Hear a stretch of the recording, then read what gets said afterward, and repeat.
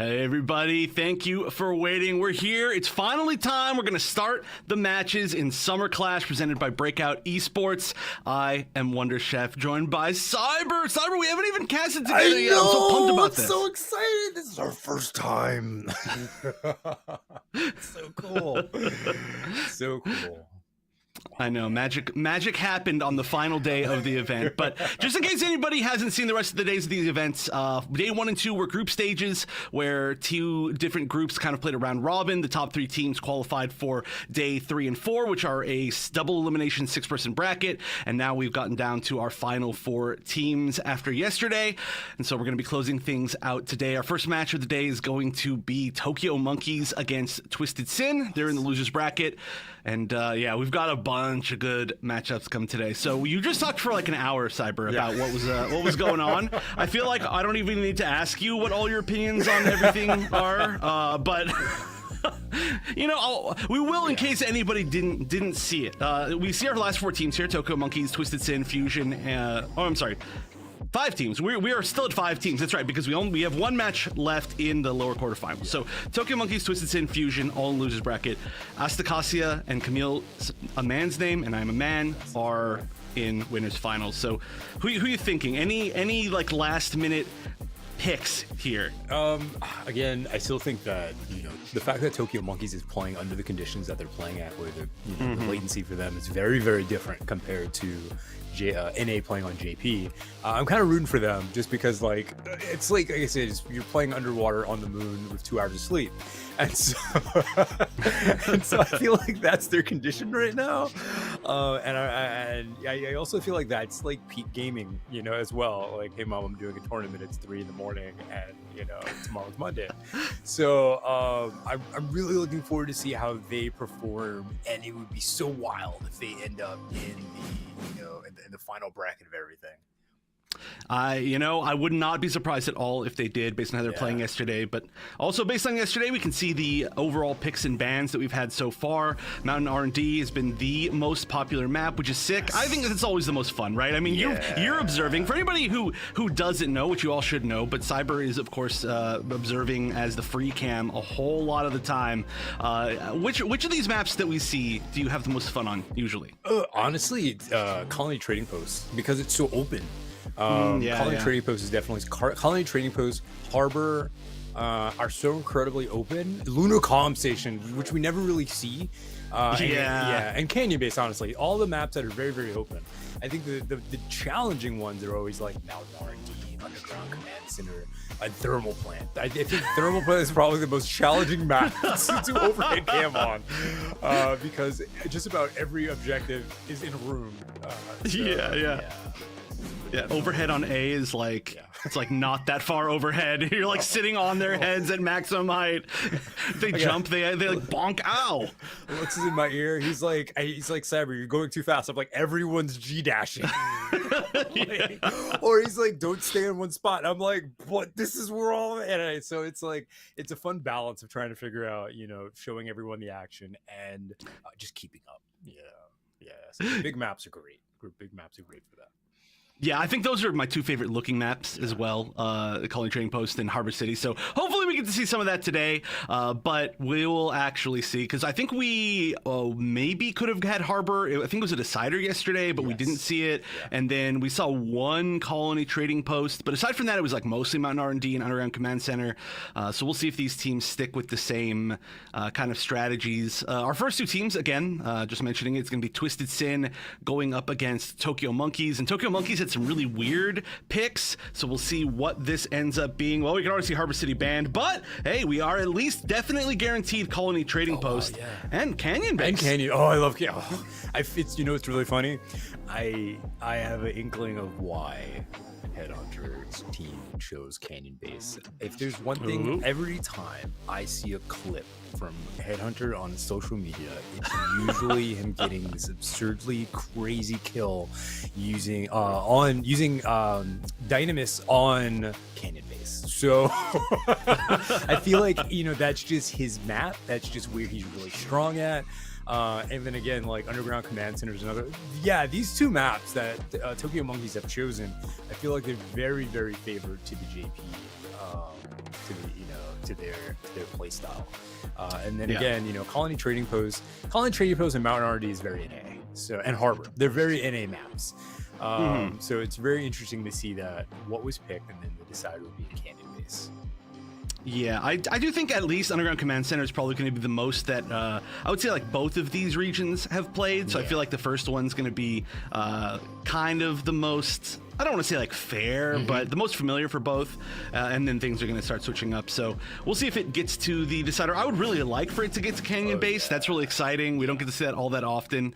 But at the very minimum, Underground Command Center, I think that definitely pushes it up to at least like tied. I mean, it's all really close up there at the top of most used, but it's definitely getting up there. And we've seen a lot of really good matches on it. It's such a fast-paced map. Like it's really slow, but then as soon as you get that first point, you just start rushing everything. And if you can have that level of ability to kind of push through, it's going to be very, very good. And especially too, you know, we want to talk about a map that Headhunter is going to be really good at is going to be the very first initial point on Underground Command Center, which is ironically not very underground. It's exactly the opposite, right?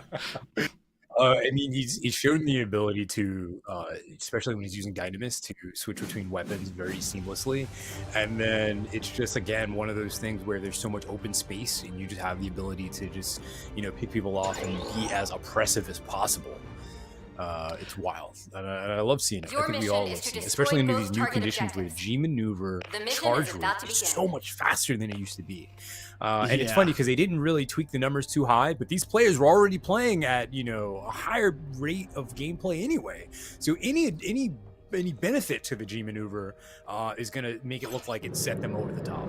But it looks like we're just getting started here. Some players, I don't notice it as much, but sometimes it's like, I think it was it when TZM was playing Dynamis, and I was like, how does TZM have it like 7 times this round? But yeah, we are getting right into it. So game 1 here, Tokyo Monkeys on the left and team TwistedSin on the right. It looks like we're going to be starting off with Tokyo Monkeys on the offense, and it looks like we may actually be sticking with this gun tank pick for this first point, as we expected. Headhunter on the Dynamis. Very unique.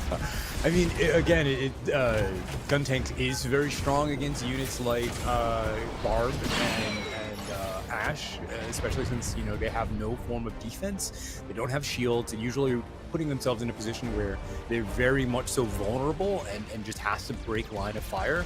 But it is good. It is a good assault pick for Yeah, honestly, you get down a lot too in spots where you're kind of safe to be rezzed here, and I feel like that really works well as well. But already we're seeing quite a few picks, actually on both sides, but we're seeing a lot of really, really good picks specifically here from Lunars, who is just completely using this slight high ground to chunk so much AoE damage, and you can see this push is almost over, basically. Once again, you know, the fact that there's a higher ult generation, I forgot to mention, we've seen a lot of Flying Nimbuses yesterday as well. Dom just being able to generate ult so quickly because of how much damage he does, but it looks like someone snuck behind, which is actually a really good strategy. You don't need the checkpoint, you just need the bomb.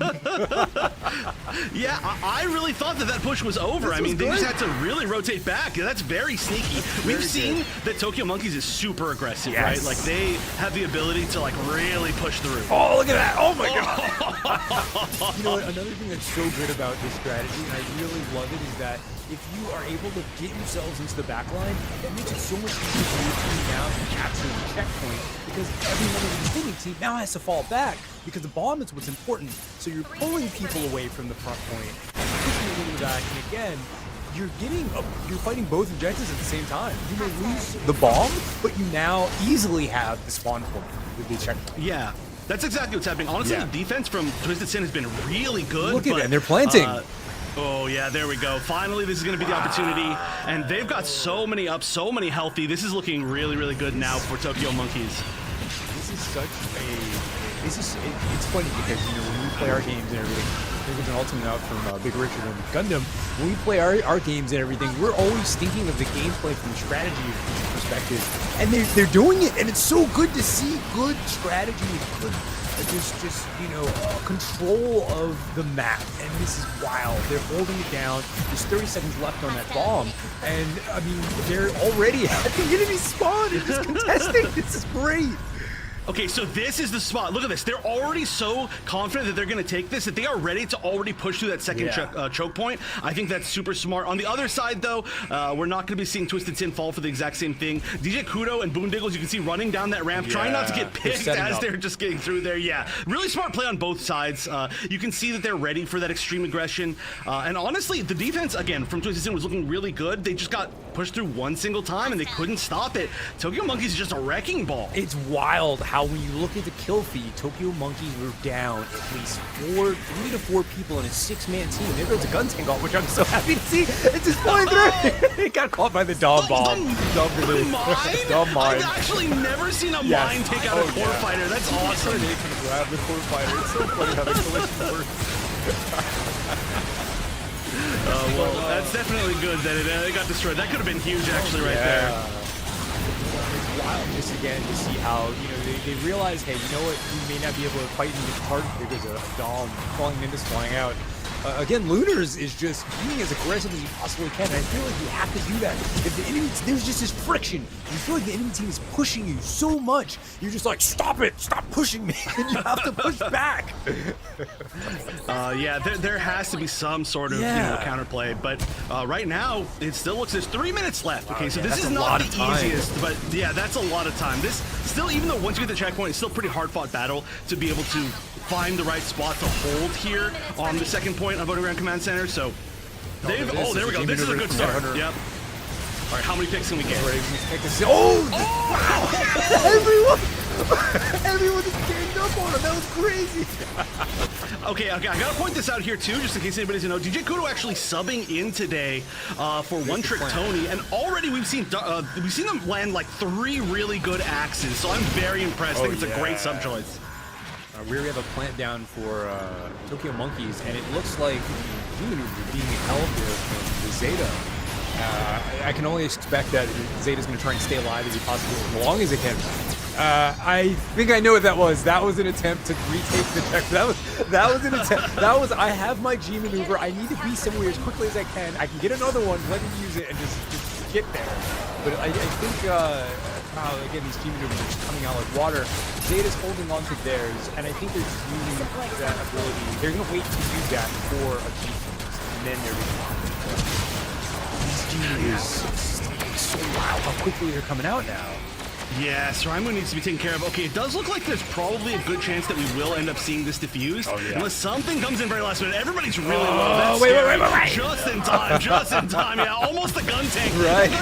One gun tank right there would have taken out everybody yet. It basically did. So now this is going to be a replant again. Yes. They've got to start over with progress, but at least at the very minimum, there is going to be some extra time. We see no G maneuvers, though, on the side of TwistedSin. We see 2. The core fighter is actually going to be so good if it can catch everybody kind of in that A room. That's going to be really, really scary. They've got to be careful of that. But we're not quite there yet. They've got to get one more big final push. Wait, is that into the core? There it is. Yeah. So, fun fact, you can destroy yourself as Guntank, and also this was a huge play for Guntank. Getting boosted by the Methis and using the G maneuver, which also increases the damage of the G maneuver. It's just wild to be able to wipe a team that huge. I will always say that Guntank Guntank's probably one of the best characters in this game when it comes to ease of use and just when it comes to securing kills. And I'm so happy to see Guntank our final point big advantage.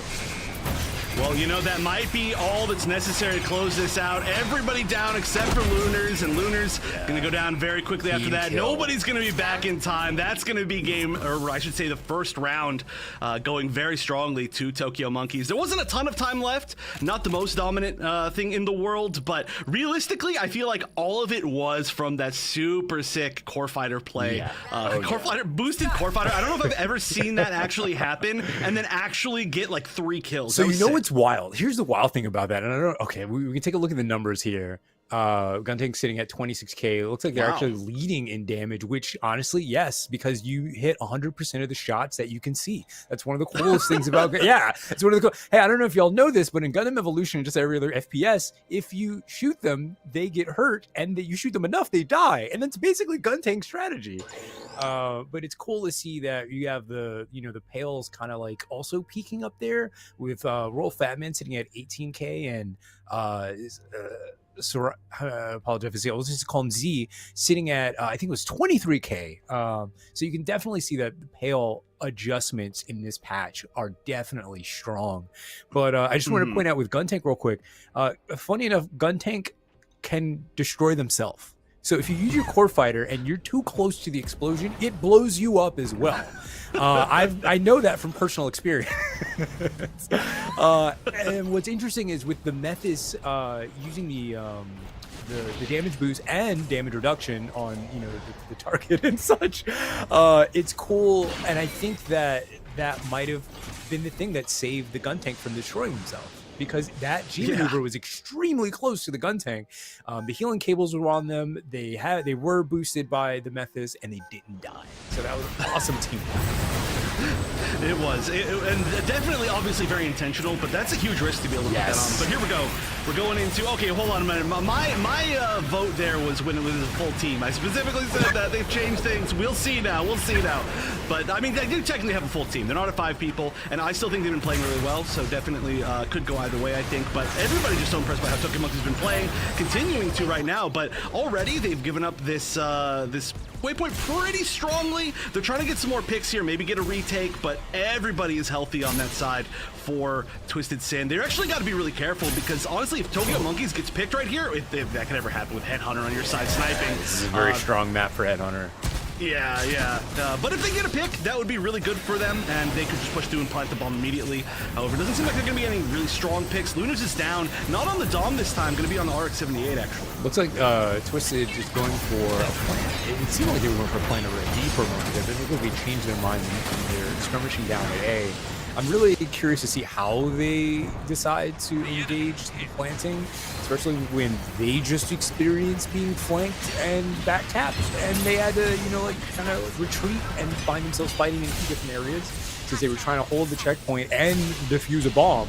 I'm wondering how well this is going to work out for them, but it looks like they might be getting pushed out of the base. Yeah, definitely getting pushed out of the base. They, oh my gosh, amazing hit. I was going to say the Trans Am coming out from Headhunter was definitely going to make that happen, and it's exactly what did exactly happen right there, too. I think got 3 picks with it, going to delay them a good amount of time. And at this point, I think that there's still, of course, a great chance that the TS can push through and take this, but they've got to try to win the overtime time score, which is nearly impossible at this point. Going to be chasing in. Low Fat Man going to have a little bit of a low angle while most of this fight is happening kind of up towards B. Actually, yeah, this might be a really good time for a listen-in. We can take a listen to what TwistedSin is saying on their comms. They're trying to fight through this wall. They're trying to make it through this team from Asia. We'll see if they've got any strategies. Let's take a listen into what they're saying. Okay. I already broke his shield. Are we ready? A robot and Lunars are coming. Yep, we're here. Right. Push up top. Yeah, just straight push left. Ignore behind us. I mollied him. Yeah. I got Axer. Fuck. Yeah, they have ults. I have Fireball. Maybe we could clear out. We're gonna have more ults. Are they trying to get away right now? Yeah. No. I don't think they're gonna go all the way though. No, I have damage on their Zeta. So can you molly the med right by that right by the heal Lunars? Oh, okay, right there. Can you molly that? Yeah. Sosby walls. Yeah, do that and then we play. Sosby. Ulted 3, ulted 4. Go. I fireballed. You can push through. They're rezzing on me. I got it. We didn't do it. Hades behind us. Enemies ult. Hades can die. He's 1 HP. He healed. Did you guys either push main or to get kills off high ground? Because I ulted 4 there. I dropped 1 and had 2 1 shot. All right, well, we can see there were some really good opportunities. I gotta say though, that one turnaround, that team wipe that was right as that started, that was disgusting from Tokyo Monkeys. And as this is going on, it is looking more and more difficult for TwistedSin to break through here. It's one of those situations where I get this. I feel like there's just this ulcer in my stomach that just makes it upset whenever we haven't planted the bomb and it's you have 2 minutes left or a minute left. I'm like, oh, how do we approach this? We've been trying for 3 minutes. But if there's one thing that's happening, it's just Twisted Twisted, by the time they reach the cave, their health is already at half. So it makes it so hard for them to properly engage, because once they get over this ramp here and they finally make it in, they're not in a position to really engage. As you see here now, yeah, you see, it's so hard for them to keep a healthy. Yeah. No, it's true. Honestly, I think as we see, of course, Tokyo Monkey's now taking game number 1 on Underground Command Center pretty solidly. I do think maybe it could be a comp issue, a little bit of a comp issue. There's no true supports on the side of TwistedSin. That is true. We saw Metis. Yeah. Guntank MVP. Guntank MVP. Let's go. We need some Guntanks in the chat. Yeah, we need some Guntank woos. I'm saying I actually set up my stream deck to have a button for it just so I can do it while I'm commentating. It's exactly the strategy. But we need to talk about some of the picks, I think, on the side of Tokyo Monkeys, because obviously the Guntank is one of them. The Guntank worked extremely well. Obviously got MVP. It was highest damage. I'm assuming it was probably highest damage both rounds that we saw. The G maneuver was impactful. The revives were impactful. Everything about it was just looking really, really good. But then the Methis too. Like, we so rarely see Methis, and this was a really good chunk. Not just today either, but I believe yesterday we saw it at least one set. I think 2 sets yesterday from Tokyo Monkeys. I could be wrong though.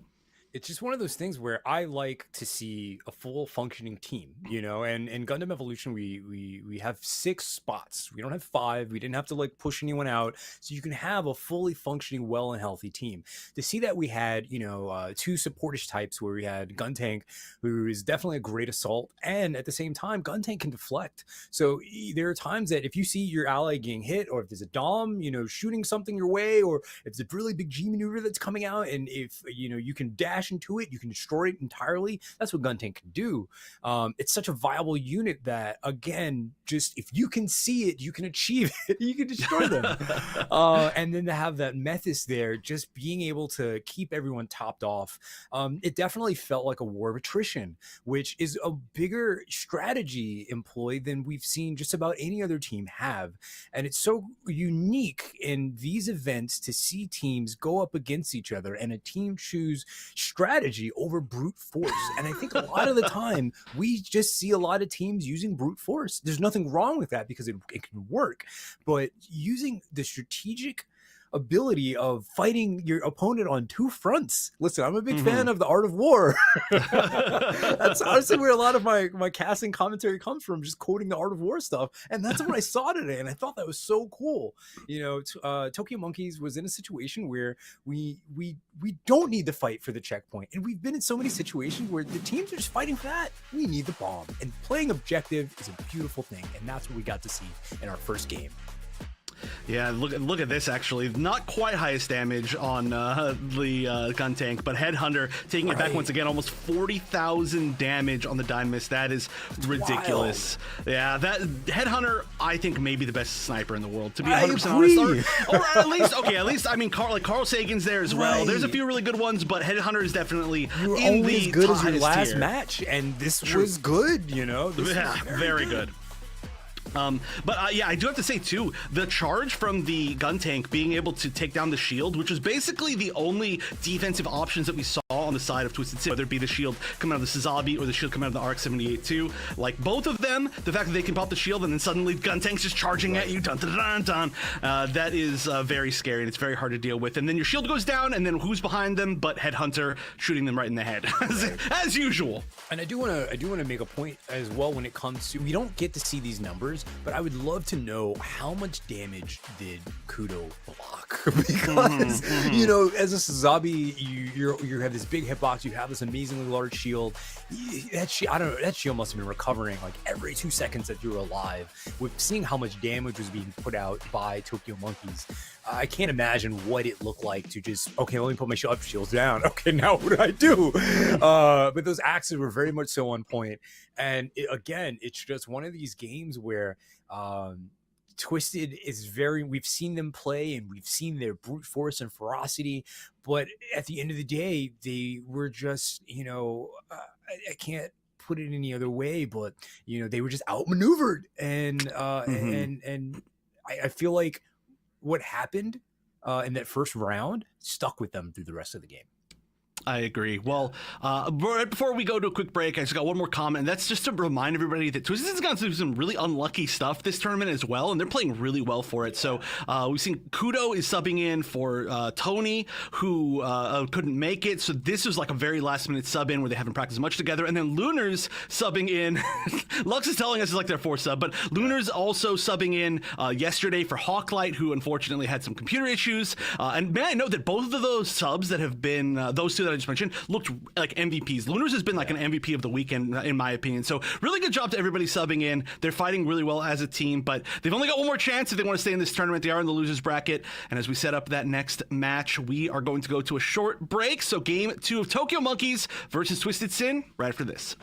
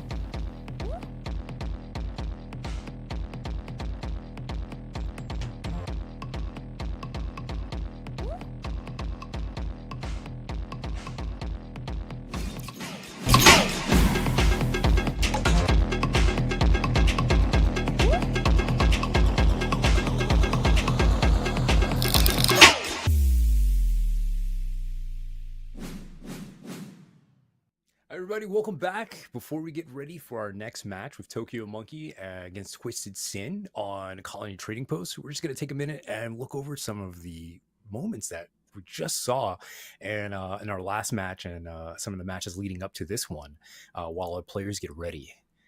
You and I were just talking about how differently these teams actually play, or I should say how differently in particular Tokyo Monkeys plays as a team from Asia. Does seem like they've got some players from kind of all over Asia. I mean, Lee Sang-hoon's definitely sounds like a Korean name to me, although I don't know exactly where they're from. And then I know Headhunter's not from, like, somebody tell me exactly where Headhunter's from. I forget. I knew at some point, but it's not Japan. And then we've got some players that guaranteed I know are from Japan on this team. So just as an Asian team, their entire strategy is just so different, and it's super cool. And that's the thing that I love that you just said, strategy. You know, I think that it's very important that in games like this, there are so many different ways to tackle an objective and tackle a point. And I love the fact that we're seeing strategy employed versus just everyone's grouping up and trying to be like, you know, like a one man's, you know, hero, or John, I'm super solo everybody, and it's great to see that actual strategy is being employed versus just raw brute force and raw outplaying and maneuvers and stuff like that. Oh, come on. That's not very American of you. Come on. We got brute force only. We'll defeat our opponents with fighting spirit and brute force. Right. But then when that runs out, what do you got? You know? Yeah, not a whole lot. Right. But you can save that. You know, again, that's just, you know, you could save that strategy too. Maybe on another map, you know, maybe in Colony Training Post, no strategy needed. We just need brute force and numbers. So I do think that on missile base and maps like the one we just saw, Underground Command Center, you need strategy to get through the front door, or else you're going to be stuck on, and I always call it the beach, you're going to be stuck in the canyon area forever because everyone plays for the checkpoint. Yeah, honestly, we've seen so far, just from even the matches this weekend, right? Not even the first day one matches, but or day 1 and 2, but day 3 and 4, we've seen that Tokyo Monkeys really favors a lot of the time the I guess you could say like the choke point maps, like the ones where you have to get through. They've chosen missile base. They've chosen a lot of underground command center. They really like those ones where you have to have a solid strategy and you have to execute it. And if you're not 100% with it, then you just get wiped and you could lose the entire game right there. But they have been 100% on those strategies. They know exactly how to even win. I guess when things aren't going super well for them, how to flex back. And like you said, you keep pointing it out, but like when they flexed around and went to get the bomb so that everybody had to rotate back because they realized that their initial push wasn't working exactly like they wanted it to. So all that is super smart from them. And again, you know, if you're going into the future matches with the Tokyo Monkeys, assuming they do win, I guess I can't say guaranteed now because they're losers, you might want to start looking at exactly what maps they're good at. And we haven't had as much of that, I think, in the West, of looking at teams and saying, okay, well, we're going to ban this map because they're good at this map. It's more like, we're going to ban this map because we don't want to play on it. So I like that it's adding more strategy. I agree. And that itself is a strategy as well. You know, if you find that you can play on a map slightly better than everyone else, instead of, also shout out to Toto 1010, see the cup. Yes. Thank you. Yeah. You know, if you see that everyone's picking certain maps and everyone's comfortable on those maps, and I get that everyone, you know, we want to be buddy, let's all play Mountain R&D. I get that. You know, it's fun. Mountain R&D is a great, you know, little camping spot where we all powwow and beat each other up. But again, if you feel like you may have a better opportunity on doing things like Underground Command Center or Canyon Base, just because maybe your queue when you play ranked, that's where your weakness is, and you gotten stronger on those maps, and you're now in a bracket where most players don't pick those maps and they're usually banned, you do have a one-up because you have more experience on those maps competitively than they do. And that itself also is definitely a strategy as well. Yeah, and another thing to look at that actually I think really goes to kind of agree with your points is that if we do look at the maps so far that Tokyo Monkeys have lost on, both of them have been domination maps where not that strategy isn't super important, but it's a different type of strategy. It's like a continued fighting strategy. And you can't flex back from losing people as much on domination maps. Like, you have to be winning fights. And maybe like the little bit more of like the brute force, like strength strategy is going to work well on those domination maps. We saw them lose on Thermal Plant. We saw them lose on Mountain R&D. Right. So and maybe that's the strategy to go to. And then we also saw on Mountain R&D, like they would group up, which is so rare. You know, they wait at the spawn point for a hot minute, and then they'd go, okay, we're all good. All right, let's go out. Or put themselves in situations where you always at least seen like 2 of them together, which is really good because, you know, one can always get them out and Okay, well, if I'm down, do we need to pull back? Do we need to go forward? But it looks like we're already set up now on Colony Trading Post, about 25 seconds for the match to develop. I love this. I always look at this as like, this is ours. You know, we personalize this area. You know, we're fighting for this. We're fighting for the horror. Gotta fight for the Haro. Gotta fight We're in the for the Haro Haro. shirt today. It's hard to see, but I am. All right, as far as picks, we're gonna see really similar, almost exactly the same. Actually, exactly the same on the side of Tokyo Monkeys. Lunars is gonna be switching back to the Dom, which was their option on defense, but now it's gonna be the option on offense. And it looks like we're gonna see most of the players. Whoa, no, just kidding. It looked like they were gonna be going for that waypoint, but they're shifting all the way back to maybe just attacking the 8 point immediately. Support is on its way. Yeah, we got some folks talking about which I wholeheartedly agree.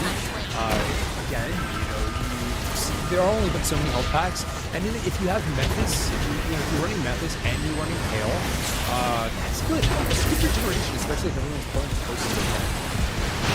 Right, we did see some tough ability to sustain from the side of Tokyo. I'm sorry, Tokyo. No, sorry, not Tokyo. From TwistedSin. What are they for them T-blank Tokyo names? That is just too, Twisted Monkeys, Sin Monkeys, yeah. Any of these are good. Tokyo Sin. Ooh, that's actually kind of interesting. I like that one. Sounds like a visual K band. We'll just combine them for next time. We'll do it like a whole. We'll do a 2-team versus 2-team tournament. Team tournament. I But yeah, want to so point out, even when you just died, everyone else is at 40 or 50 or less than that. So it's wild just to see how much and this isn't just today. I noticed yesterday when we were in Open Camp, Headhunter was always leading in G-Maneuver first compared to everyone else in the match. Yeah, well, for sure. I mean, I think Diamond's currently is in a great spot for that. It's like right now the defense is just going to be working again. They're probably going to have to reset here. Boondiggle's just trying to stay alive. But just like you were saying, we saw T-Zin, we saw Headhunter just get constant transams over and over. It just feels like they just never don't have it. Like 50% of the match, it feels like they're just one-shotting these 800 health suits. It's smart too that they are running gun tanks. A little bit, he did get reduced in health, but he always felt like he was an unofficial tank, in my opinion. Just having a form of damage mitigation from the charge, just having enough health to not get one-shotted, so to speak, by most units. But we do see that again, they're having a really rough time, TwistedSin, in this open environment. Just because, hey, Gun Tank really does good. I've let him know he does a really good job when there's less cover and there's more free line of sight. And it's really smart that he's playing in this little cave area over here, because that's kind of where you need to be. You need to be near the objective as often as you can. I know what they're doing. They're actually holding the G maneuver as long as they can because they're not really sure where they are. And it was a cool strategy. It was cool to see it at least attempted. Very important for a successful gun tank G maneuver. It's like there's so many times you have to call out, hey guys, can you tell me where the enemy is so I can, land this bomb properly? Yeah, you gotta hit. Oh, speaking of landing a bomb properly, that was a really nice Zeta Unite. Or, oh my god, I called it Unite again. I'm gonna do that a million times. G maneuver. G maneuver is the word here, and that is going to lead once again to a full team wipe. TwistedSin's definitely in a situation where they have about 1 minute and 10 seconds left. They're going to have to, I can only imagine their conversations like, okay, guys, we got to figure out how are we going to do this. We do need to group up. Are we going for the tunnel? Are we going for the checkpoint? Are we taking the bomb? Who are we focusing? Because we have less than a minute to get this done, even though they got some G maneuvers coming out. Everyone's G maneuvers coming out. It definitely feels more like a blitz right now. Our strategy is overwhelming. It looks like it's working because if you look at those health bars from Twisted Monkey, from Tokyo Monkey, they were dropping for a moment there, but I think Tokyo Monkey's able to recover. Wow, Tokyo Monkey definitely recovered, and that's another team kill. They rushed to their death.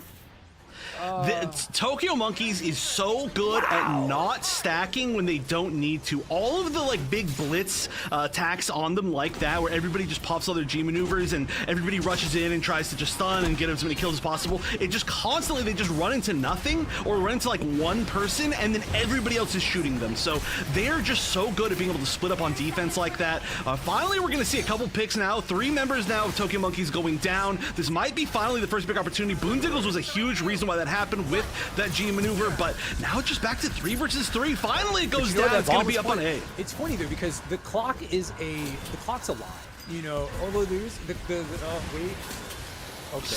Okay. A little bit more time. I was gonna Little say bit. Oh wait. Oh okay. You know, it's so weird. What I love about Gundam Evolution is the timer is a lie, because you only need the plant. You know, once you plant, a whole new timer comes in, and it's overtime, and then now it's the bomb time that needs to be beaten. You know, so it is one of those feelings where it's like, oh man, you know, the match is 5 minutes long, but really it's just that 60-second plant at the end that really matters the most.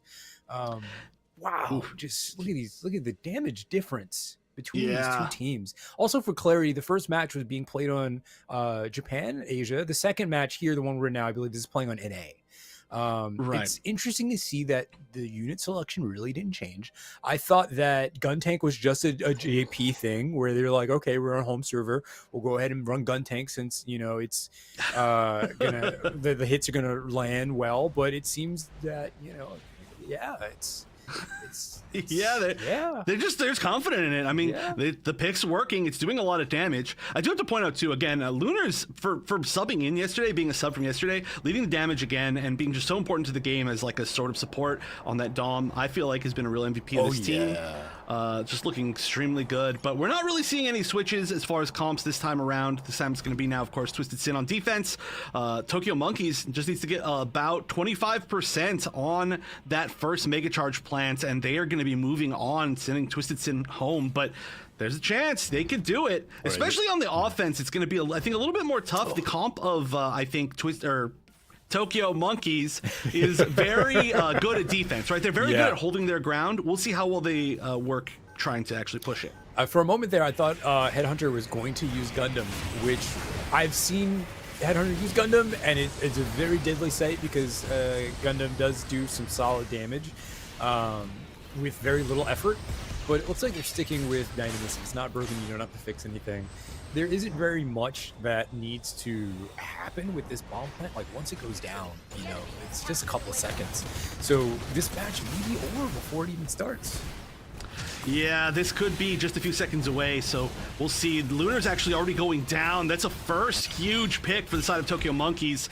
They just need a few more. Headhunter is just doing what Headhunter does, just sniping, running around, trying to get the picks. Looks like they weren't able to quite get one more, but trying to pull somebody over the wall maybe with that grenade. That was kind of a cool little strategy. They are going to get Big Richard down as well, but in return, Gun Tank is going to be going down. Yachty as well. They may have to regroup a little bit, or maybe not. They might be able to just at least get it down. If they can just even get down this Mega Charge, that's gigantic. Yeah.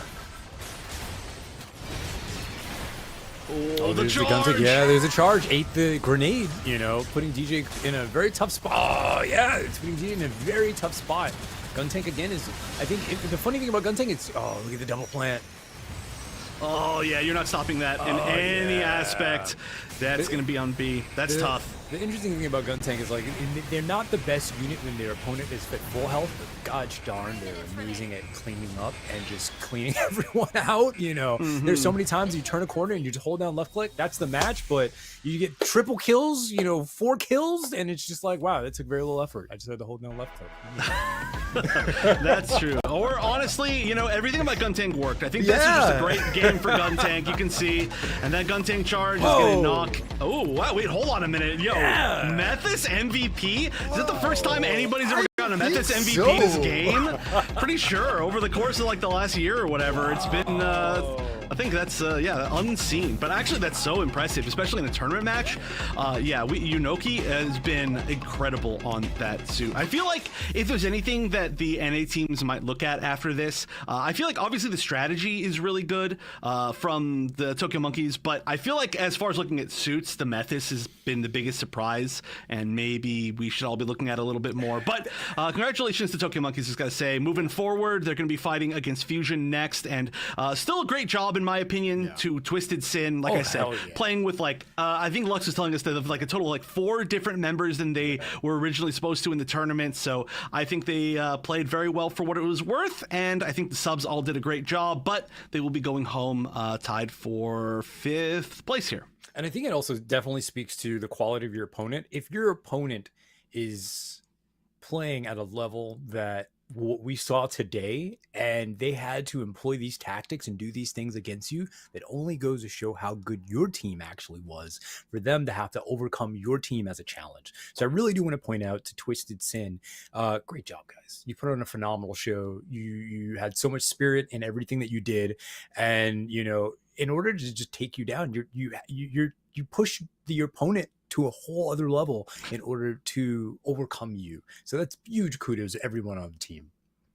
Yeah, and also just as a reminder, of course, this is, it's not like this was a fresh bracket. You know, every one of these teams had to actually qualify, and TwistedSin and, of course, Tokyo Monkeys as well had already qualified through the group stages, so it was hard fought just to even get here, and just making it here already is a pretty big boon. But look at this. We can see the stats.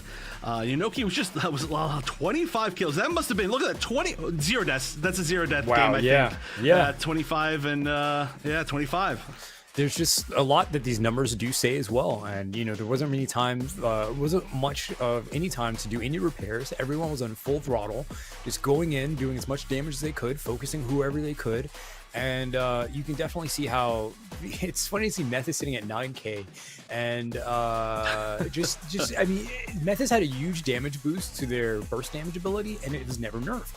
And so I've experienced it where it's just like, you know, there are some people you can just one-shot them with that thing, depending on how much little health they have. And it's such a great team player, especially in cramped situations. But seeing Rainbow Monkey using Zeta hitting 23k, leading for their team in damage is so inspiring, which is why I wanted another event. I wanted to have another one because I really think that after a month of people playing Zeta, we're going to see some sick and amazing gameplay coming out of Zeta. You know, but, it's phenomenal players. Numbers don't lie. I totally agree. It's a really kind of tough suit to use too, because you have so many options all the time with how you want to play it, that it can be like oh, am I charging a little bit too much? Am I way too close to them? Am I staying too far back? Like, am I not flying enough? Am I staying too grounded? Am I too airborne? There's just a bunch of really weird things with it, and you got to place the G maneuvers well. It can win a fight or it can be totally useless. It's like a big 50-50 for that. So good stuff to see that so far. I don't know if we're going to see any more Zeta from the other teams, but that does mean that we've now locked down our top 4 teams. That's going to be Tokyo Monkeys and Fusion sitting in the losers bracket, and then Camille's man's name, and I'm a man, and Astacacia, which I'm going to continue to say wrong. It's okay. You were very close, and you were better than Lux. You're better than Craze. All right, I'll take that. It's from Witch Mercury, so I should definitely know it. But those are our top 4 teams. We're going to be moving on now to our next match, but before we do that, we're going to be taking a short break. So thank you, everybody. We'll be back soon. Don't go anywhere. We're down to the final few matches. Don't go anywhere. Stay here. Boondick was just trying to stay alive. But just like you were saying, we saw T-Zim, we saw Headhunt. Speaking of landing a bomb properly, that was a really nice Zeta Unite, or oh my god, I called it Unite again. I'm going to do that a million times. G maneuver is the word here, and that is going to lead once again. Running around, trying to get the picks. Looks like they weren't able to quite get one more, but trying to pull somebody over the wall maybe.